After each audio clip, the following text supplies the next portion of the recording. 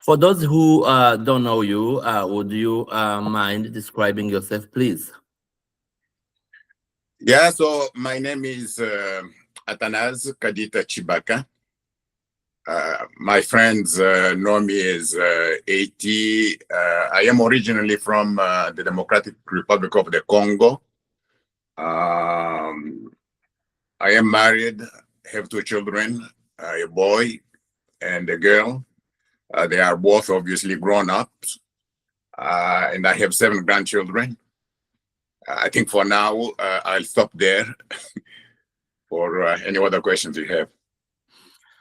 Thank you so much. It's a pleasure to meet with you. And you wrote a book and you titled your memoir, Son of the Congo. What does being a son of the Congo mean to you today?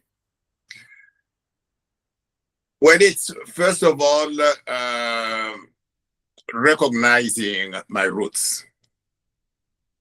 I could have come up with all kinds of other titles, but I wanted people to know my roots. I am a son of the Congo. That's the title that I felt, I wanted to put out there. Because at the beginning of this whole thing, the idea that I had was to write a book that my children, grandchildren could read and know about their roots through me. But as I interacted with people over my career and life, they always wanted me to write a book that would go to a much larger audience than my own family. But the original thought was my family, and therefore I want them to know I am a son of the Congo, that they are also from the Congo through me. Now, when people read your story, what is that one message you hope stays with them? Well, as people read the book, they will see that yes, I worked, very hard. Yes, I moved from Congo, US, and went to one of the best universities in America, etc. But throughout my book, the key message that I want people to go away with is it was all by God's grace. It was all by God's grace. Mm-hmm. Now, one can ask, you lost your father at a very young age. How did that shape the man you became? Yeah, I think, the way God would orchestrate things in our lives, that could have been viewed as a catastrophic, event in my life. It could have spelled really,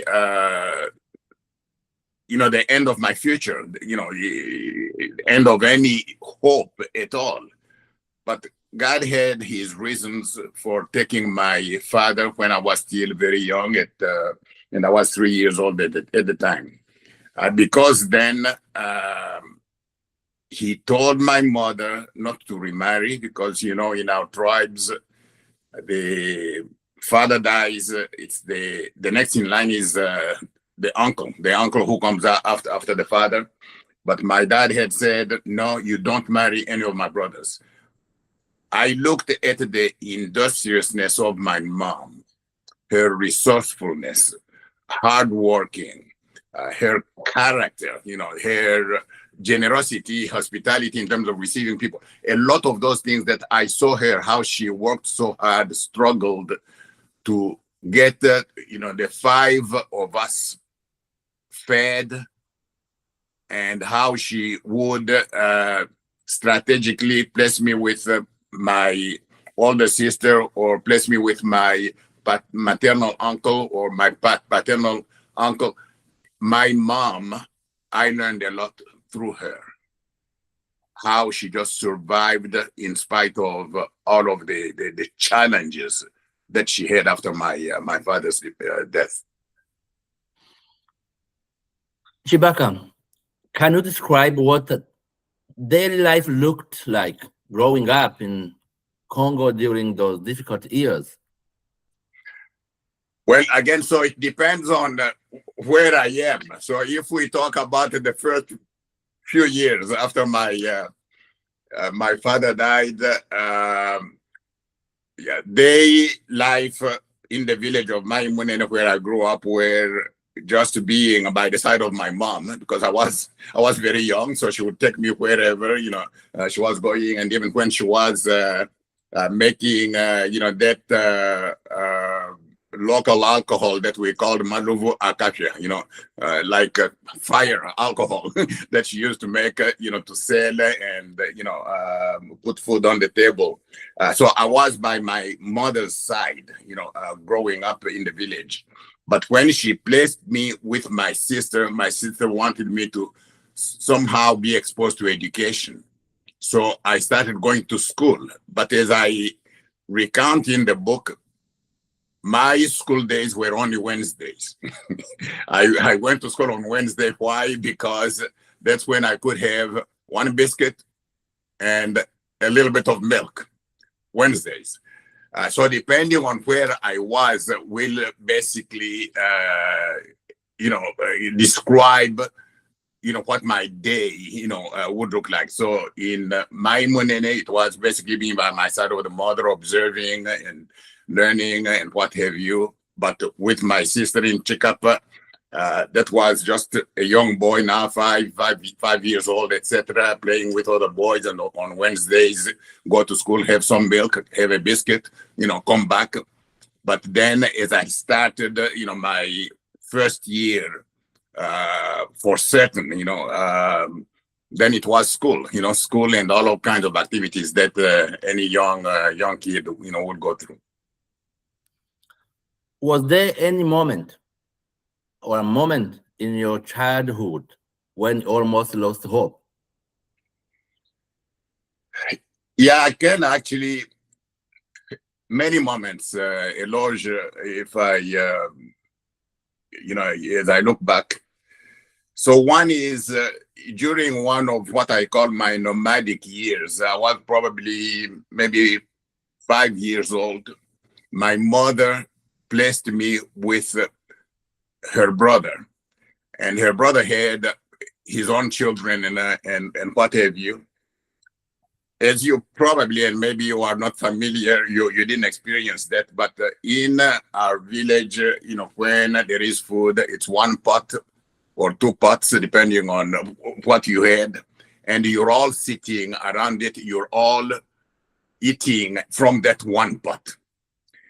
So you are 5 years old, your uncle has more kids, and they are older than you. Your ability to really eat as much as you would want is limited, because by the time, you put on your hand maybe 2-3 times, all the food is gone, etc. So I lost weight, and there was, my mother thought I was going to die. And so she came to take me. I describe it to people, I tell them, if you looked at my picture at age 5, when I was with my maternal uncle, it was one of those poster pictures that you see on a magazine of an emaciated boy, little tummy protruding, in front. You think he's going to die, the next day. I mean, that's what I looked like. So that's what, to me, hopelessness looked like. And then moving as a refugee at the time of independence, from one part of Congo to another part of Congo, that was another time, another period of time. Displaced people. As a displaced person. Yeah, as an internally displaced, person, so what future do you have? And so you're moving to a new part of the country, and you don't have many alternatives in terms of schools to go to. So I grew up as Catholic, and the one school that I could go to for high school was a Presbyterian school, and to enter into that school, you know, you had to go through exams. You know, the admission rates were very, very tight. So you could lose hope, but obviously you do what you can, and you are not focused on, I am hopeless. You know, you work as hard as you can, you study as best as you can, and God opens those doors and you move into them and what have you. So, but those were probably two moments that I can share. But I can share another one. After even coming to America, studying at Dartmouth College, getting my MBA from Amos Stock School of Business, and then I applied to all kinds of companies. And I had 2 or 3, you know, job offers, and I turned all of them down. You know, I don't know what was going on in my mind at the time. I wanted to go back to my country. I didn't want to stay here. So one job was to stay here. The other one was they offered me meager salary. And I responded to that, and I am telling that story in the book as well. I was really cocky the way that I responded to the president of that company, and I called him colonialist. And how could he offer me such unacceptable terms to join his company, and etc. So I turned down everything. And now, what was I going to do? I had only 2-3 months to stay in America, and I was going to have to leave the country and go back to the Congo. But go back to what? And that was another one of those hopeless, you know, moments. And then God opened the door, and I got information from a friend. Citibank was looking for people to send to open up, you know, the bank in the Congo. And would I call them? And that's how I ended up in banking. Wow. Your story also includes moments of imprisonment and deep hardship. What kept you going mentally and spiritually? Okay, starting with spiritually first, against God. So as I started this, you know, sharing with you, it's by God's grace that I am even here having this interview with you. Obviously, God's hand over my life continued to really, you know, protect, continued to give me the strength that I needed to endure and to just to live my life in his hands, basically, because there are times when in life you can't do anything. Things are out of your control. If you have things which are out of your control, the one thing that you could do and the one thing that I could do is just live my life, you know, in the hands of God. And then doing that, God had also surrounded me with a supportive wife. My wife was by my side during the whole time that I was in prison. She's an American, as you probably know. And the friend is telling her to come back to America, but she stayed by my side. And I also had a boss at Citibank who was very supportive, who came to visit me in prison the whole time. So you look to God, you live your life in God's hands, but God also arranges for people to really be there alongside, to support, to encourage, and to make sure that you don't feel so left, alone. That is one aspect. But the thing that I also want to share is that while in prison, I read this book called Papillon. I don't know if you are familiar with the book or the movie. The man was in prison, one of the most the toughest prisons that you could be in, and seeing that man eating cockroaches and trying to grab a rat or something. I mean, the life that man lived was very, very difficult. So now I look at that man, what he was going through. I look at my own prison conditions, and I say, oh God, what can I complain about? I cannot complain, seeing how that man survived and what I'm going through. Yeah, I just have to be thankful. You know what the end of this particular period that I'm going through looks like. and I'm just going to leave my life in your hands.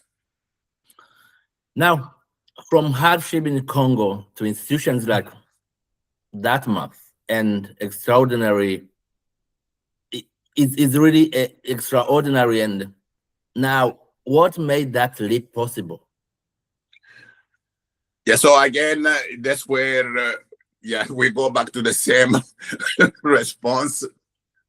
For me, again, it's just God's grace, God's favor. God will pour his grace into our lives. It doesn't mean that you stay idle.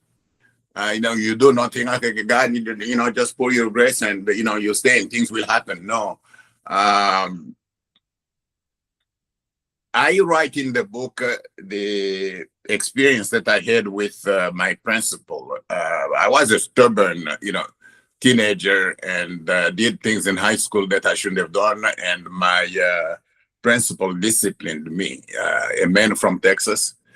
That same man is the one who offered me the scholarship to come to America. It was just one application to my high school.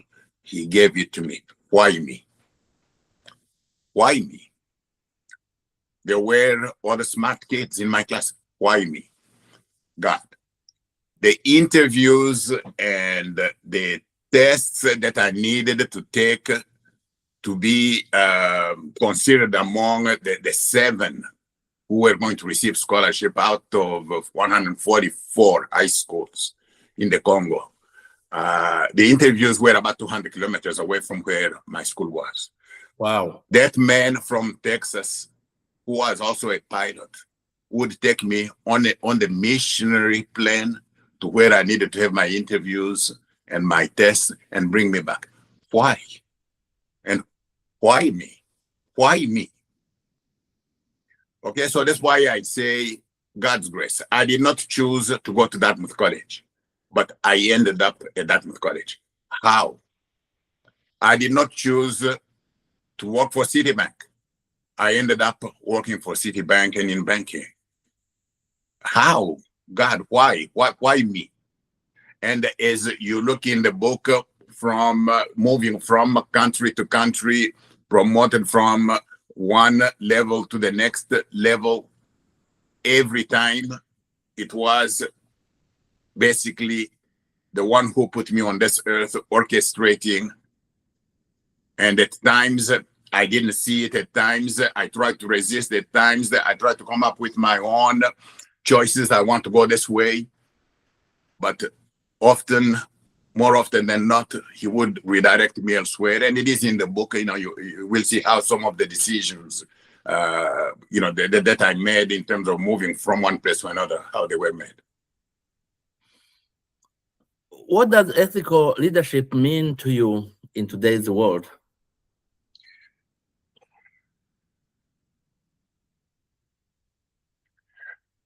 It's such an important aspect, at least for my own, career. I learned in banking that we can look at the technical stuff of, when I look at financials of a company or something, I can look at how well capitalized, they are. I can look at, financial projections and see whether that company, has a promising future and all of that. But we were taught that character was very important. So the character of, the customers, the people that you deal with, the character of people who are managing any business, any bank, the character is a very important aspect of anything that we do, in this life. So for me, knowing the right thing and doing the right thing was a critical component of how I approached my career and my life as a banker. If I knew what the right thing was to do per, let's say, even policies of the bank, policies, procedures of the bank, if I knew the right thing to do in terms of pushing back any temptations to do something that would be like defrauding or trying to extract maybe money from somebody for a service that you're supposed to render to them for free. That was simply a no-no. Or knowing of what the regulations and tax requirements of a given of given country were, and then saying maybe if I could do this I will pay less, that was simply a non-starter for me. I wanted to be able to go home in the evening, look at myself in the mirror, and have my conscience not reproaching me for anything. So integrity in business as well as in life, in whatever we do and wherever we may be, integrity is so important. It's so important because today it seems to me people want to cut corners. We wanted to maybe get rich, and so anyway, and anything goes. I think there should be something in our conscience that says, let's do it right. Let's do the right thing. Let's do it in a way that ensures either that we are not going against the rules. We are not going against what we know to be the right thing to do. We are not doing something that will, whether intentionally or unintentionally, hurt somebody else and what have you. All of those things, all those ethical considerations come to mind. And I think, it can be summed up this way, Eloge, that the Bible says to love God with your heart, with your mind, with your soul, to love God wholeheartedly. But there is a second commandment that Jesus left with us. It's to love your neighbor as yourself. And that has got to dictate my approach to life. And it has to be, to be, if you wish, the compass that dictate what kind of ethics I am going to have to show, in the way that I live. Now, let's talk about Congo a little bit and Africa maybe. How do you see the current narrative about Congo, and what do people often misunderstand? Congo is a very rich country, as you know, really, really endowed with all kinds of wealth, especially minerals, even, in terms of waters. The Congo River is the third largest in the world, and we have forests. We command probably 1/3 of the forests, in the world today. So Congo, in effect, may probably provides some of what we need in oxygen, etc. So Congo is very, very important, but Congo is also very, very poor. It's very poor. I know, Eloge, many times people come and complain that, people who colonized us, in our case, Belgium, so let's blame Belgium. The suffering that the Congolese people went in the 19th century under Leopold II, who exploited, the Congo and Congolese, tortured them, etc. That let's blame those people. But I also look at it and I say we've been independent since 1960. So the question of our own, leadership, and what we are really doing to improve conditions for the Congolese people is very important. So the narrative of colonialism, Western colonialism, the other thing is one thing, but we've got to also look at ourselves. We've been independent for a long time. What have we done really to improve our lot? The country is endowed with all kinds of wealth underground and overground.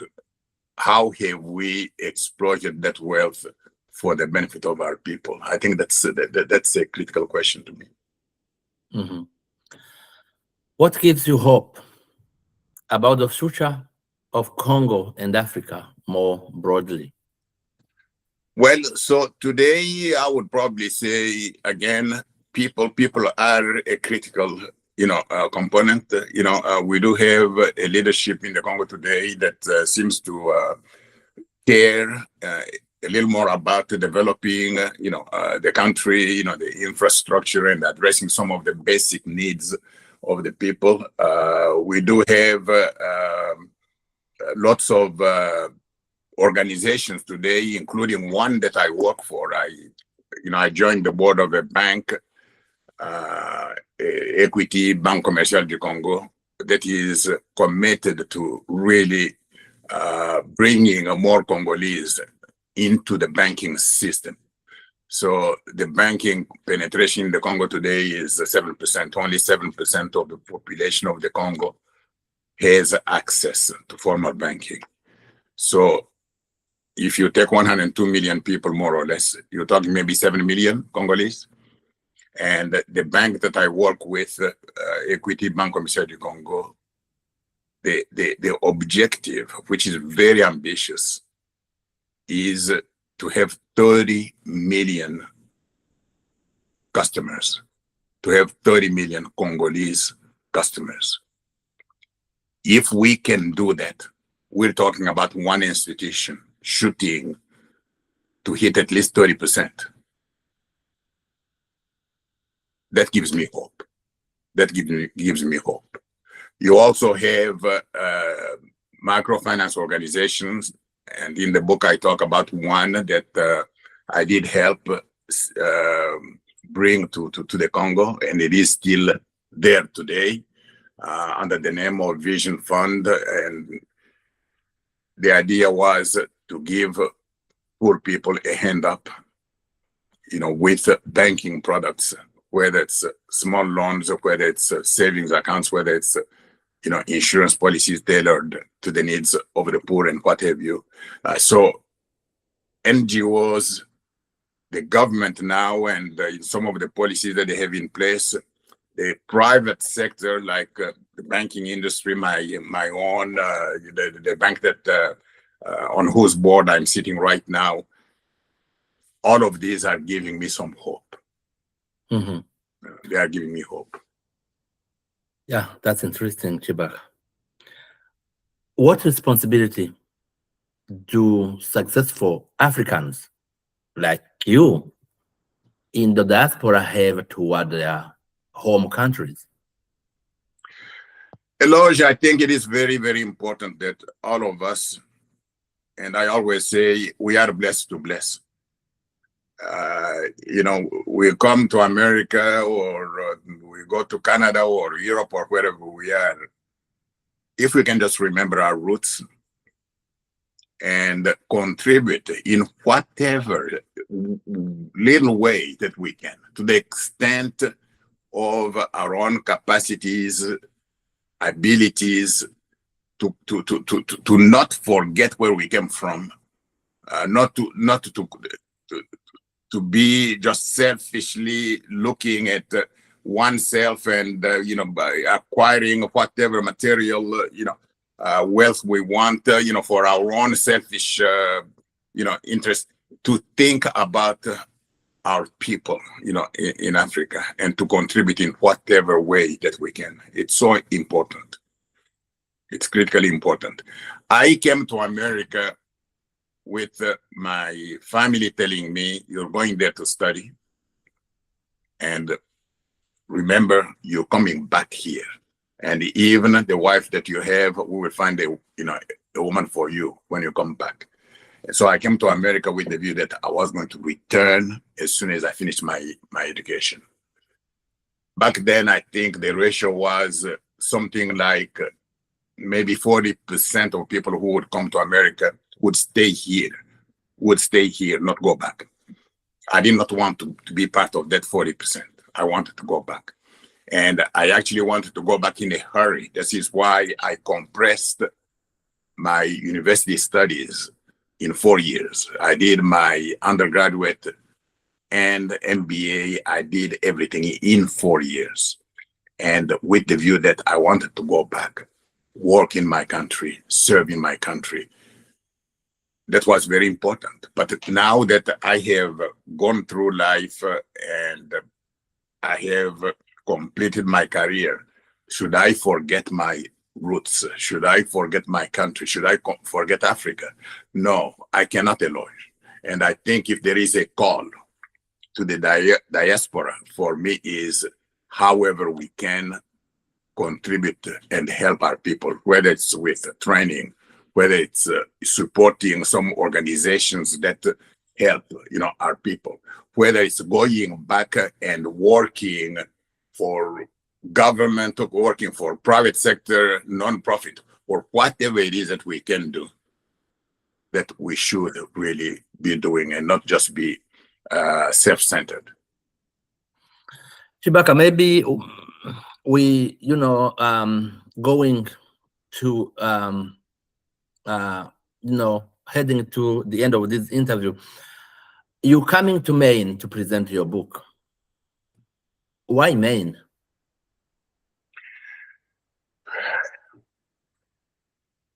Probably a couple of reasons, Eloge. One is the boss that I referred to. The name of the gentleman is Kima, but unfortunately he's passed away. That's the man who, when I was in prison, every Sunday would come to visit me in prison. He would go pick up my wife 7 in the morning every Sunday, come to prison to visit with me. So he is a man that I developed a very close relationship with, a man who earned my trust, and a man I considered a dear friend. And his family is still around Portland, there in Maine. So I have a friend that you know as well, Peter White, and we share some background together as ex-colleagues, with Citibank in the Congo. And he arranged, for me to come and interact with the Alliance Française. I think you have the Alliance Française. He said, why don't you come? We have a good Congolese and African community, here around Portland. I think they would be interested in your story. And so looking at that, and with also this hope that I can meet with my friend Kim's family, while there, that motivated me saying, I am going to get on the plane. I will ask my wife to join me, and we will go spend time with my brothers and sisters from Africa, and hopefully meet with the abbots. Tshibaka, any word to the world today? Well, I think I would just like to thank you for the opportunity to speak here, and to really encourage people to buy Son of the Congo, read Son of the Congo. They can look for themselves the reviews on Amazon so far, and those reviews will speak for themselves. I think it is a book that will encourage, that will inspire. And I would just like people to know that this life, we don't live it just for ourselves. To remember that this life is very short.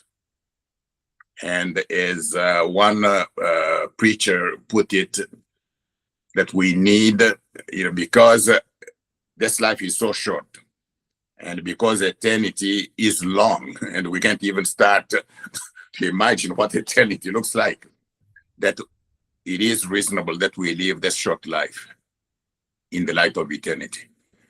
And to me, what that says is we live this life for the benefit of others. That it is not just looking at me, that I live this life, maybe also with Eloge in mind. Athanase Kadita Tshibaka, thank you so much for speaking with Amjambo Africa, and I see you on May 2nd in Portland.